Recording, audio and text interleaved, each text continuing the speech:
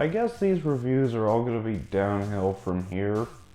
Not in my opinion, just in fan response to my opinions. Star Wars Return of the Jedi was released in 1983, directed by Richard Marquand, starring Mark Hamill, Carrie Fisher, Harrison Ford, Billy D. Williams, Peter Mayhew, James Earl Jones, Ian McDiarmid, Anthony Daniels. Growing up, I'd probably say this was tied with Revenge of the Sith for my favorite Star Wars movie. So let's go ahead and jump into the good.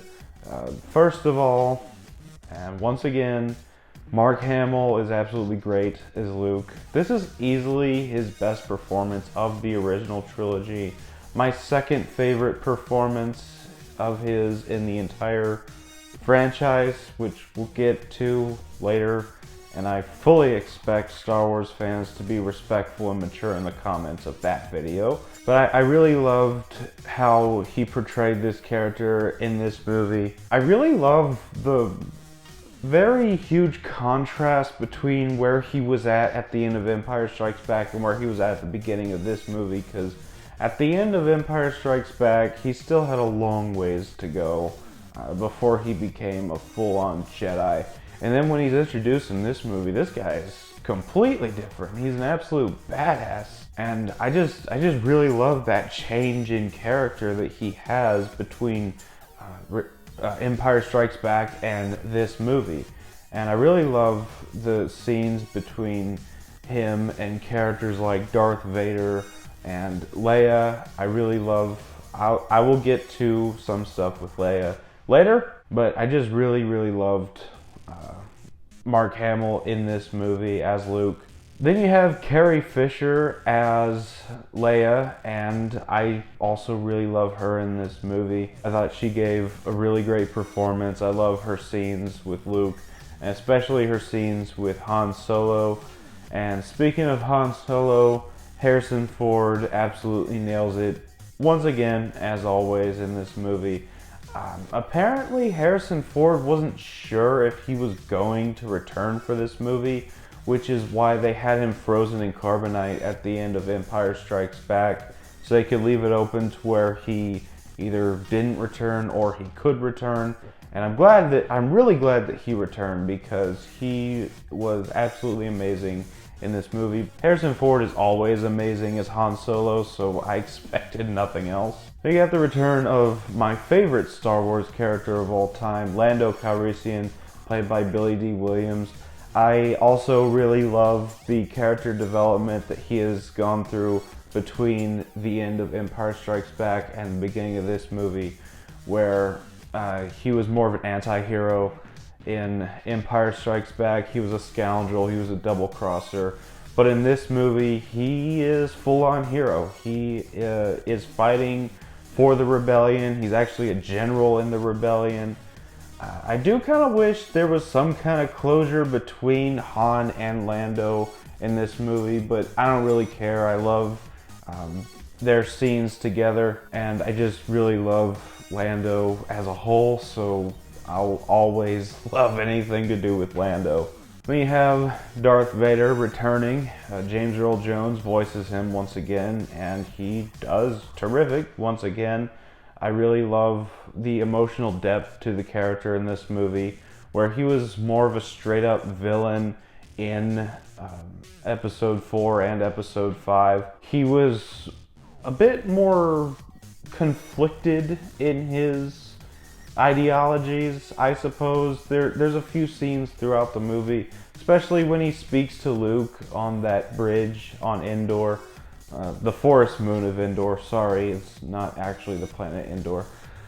But I really love that scene between him and Luke. It's really good.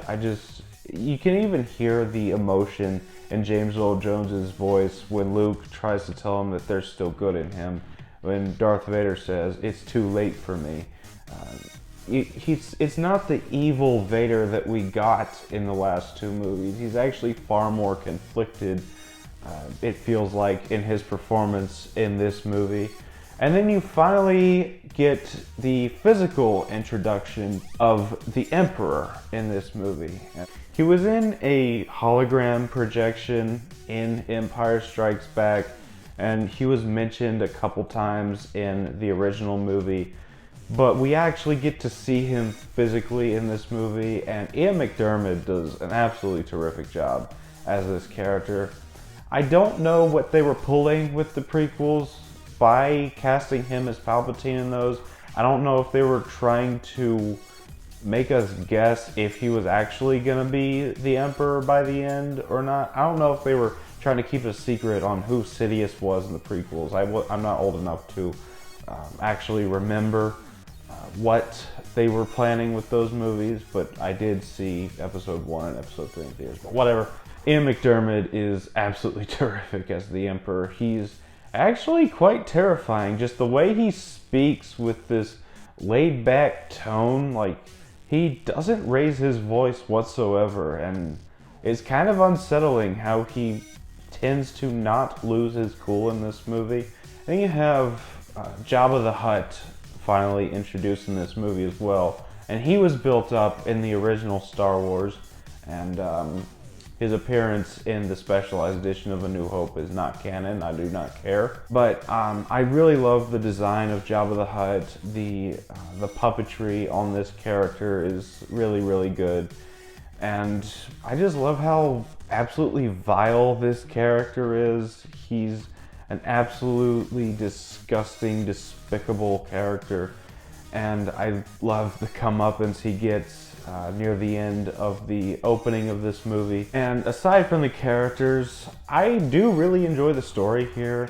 You get the opening with them saving Han from Jabba, and I'll get a little bit more on that later, but I did enjoy it overall, especially the Sarlacc pit scene, even though Boba Fett was extremely wasted in that specific scene, but whatever, we got him back in Mandalorian and Book of Boba Fett, so I don't really care that he was wasted in that scene. And then after that, you get basically a pretty coherent beginning to end plot.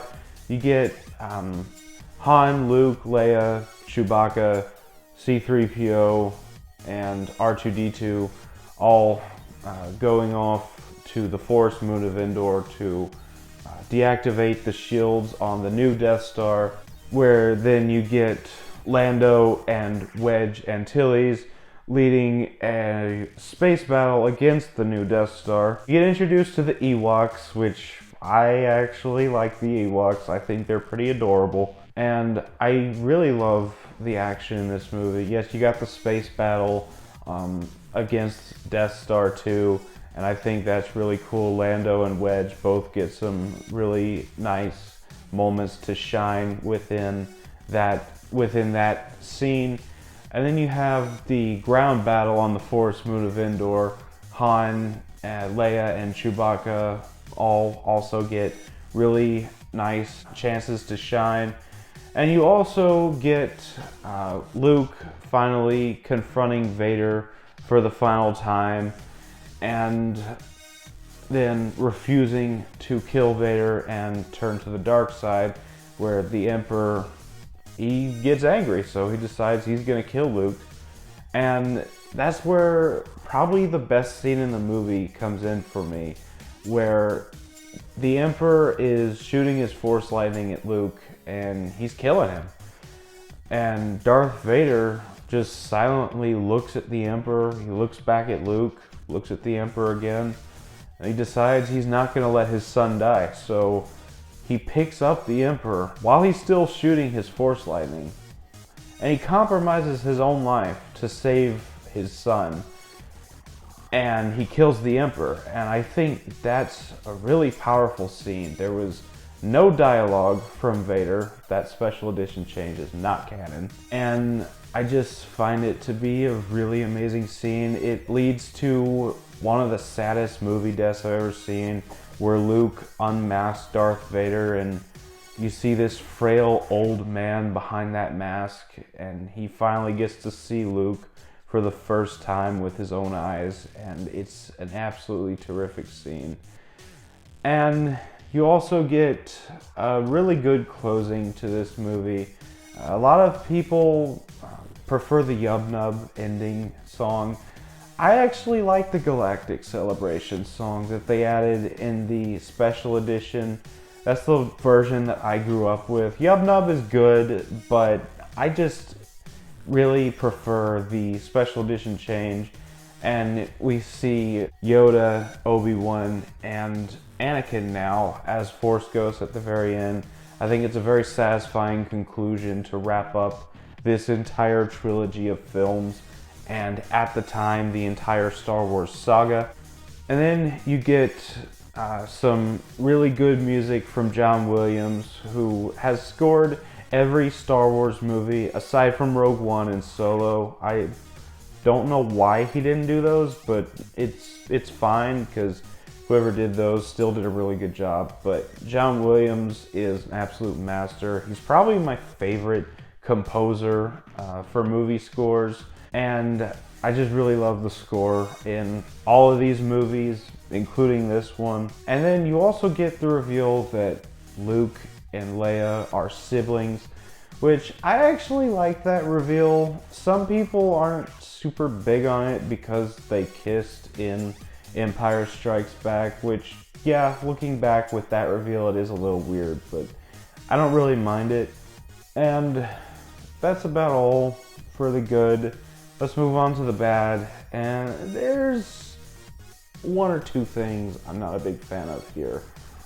First of all, I know it's a special edition change. I didn't technically dock points from the original Star Wars movie for its special edition change, but this one just sticks out like a sore thumb even more than the special edition change for the original movie, and that's the Jedi Rock song in Jabba's palace. I hate it.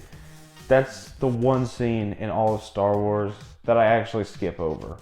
Well, I don't actually skip over it, but you know what I mean. I just really don't like that scene. And also, the Jabba's palace stuff can go on for, a little long. But that's about all for the bad. Final thoughts, I still really love Return of the Jedi. It's not a perfect movie whatsoever, but it's still a very satisfying conclusion to the original trilogy. And I still really, really love it. Star Wars Return of the Jedi is not as good as Empire Strikes Back, but I still really love it, and I'm going to give it a 9 out of 10. So that was my thoughts on Star Wars Return of the Jedi. What do you think about this movie? Let me know down in the comments. I'd love to hear from you. If you enjoyed this video, as always, don't forget to like, comment, subscribe, and I'll see you all next time.